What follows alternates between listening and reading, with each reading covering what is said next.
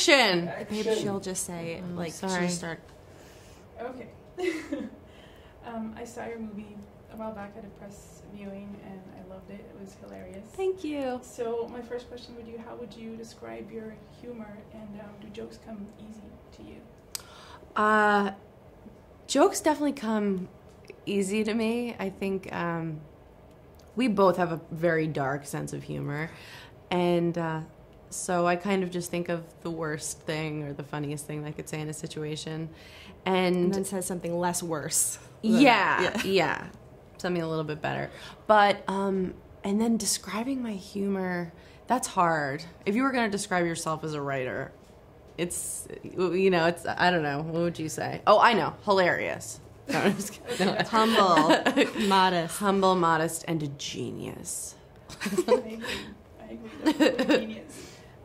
With this movie, you also wrote the script. I'd like to know, how did the story come together, and how much of your own experiences in it, and what made you want to write this story? A lot of it's very autobiographical.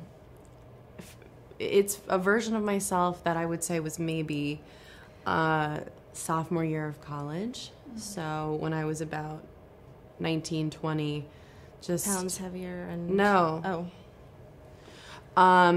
Yeah, and the parts of my family are really autobiographical, and so I wanted to just kind of get the story and of a girl like this, like a woman like me, so that people can't just label her one way. It's like, let's look at what's going on. And then Judd and I were working on the script, and it kind of evolved into what became Trainwreck.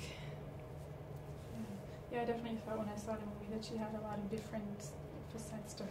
Yeah. Yeah. How did you get Judd Apatow on board with the script? Judd, he heard me on Howard Stern, that radio show, and wanted to just have a general meeting.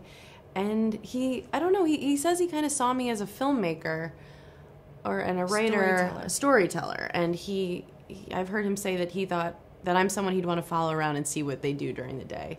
And which is very creepy. But then he encouraged me to write a movie, which I had never done. And so we were kind of collaborating through the whole process. I was sending him scenes, and then he said he wanted to direct it. And yeah. Nice. One thing that I noticed in the movie immediately was that, we're so used to seeing women naked in films, and in this one, we saw a lot more men naked, and I just wanted to know how you thought about that, and whether that was a statement in a movie that you wanted to make. I don't remember thinking that there would be a bunch of male nudity in this. No. I should have written more. Next movie, forget it. It'll just be like a bunch of loincloths running around. But in this, I think it's just the way the story kind of naturally unfolded, and yeah, actually it was more Judd's call. Yeah. Wonder what's going on there. But I think you're right. I feel like we all grew up, with the male gaze kind of born into us, and we're used to seeing the slow pan up from the woman's heel, and then, a guy. It's kind of shocking to see a guy without all his clothes on, because we're not used to that. But it's a nice change. I liked it. Yeah, speaking of change, how did you get John Cena to play such a self-deprecating role? Because he's such a, Yeah, John, he really found that character on his own. It was written that there was kind of more of an outline. It was, you're going to be a guy who cares about working out a lot, and he's more into me than I'm into him. But then he really created his own character and just took the script and ran with it. And yeah, there wasn't much convincing. It was really him. Nice. Yeah. Yeah. To know. I'm going to be a dunce. Can you tell me what was your first impression of Switzerland when you got here? We've been here before.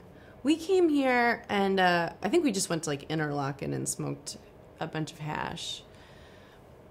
So that was our first impression, yeah. But we loved it. But it's just the most beautiful place that I've ever seen. Yeah. I don't know anywhere where more beautiful. We went on a boat yesterday. We went on a boat yesterday, too. We went for a hike. We went in the lake. Yeah. It's the the most food, place. Oh my the God. people. But room service stops at 11 p.m. Room service and like stops I'd at like 11. to talk to somebody about that. We like to eat very late at night. Yeah. And that's it for me. All right, Thank you very much.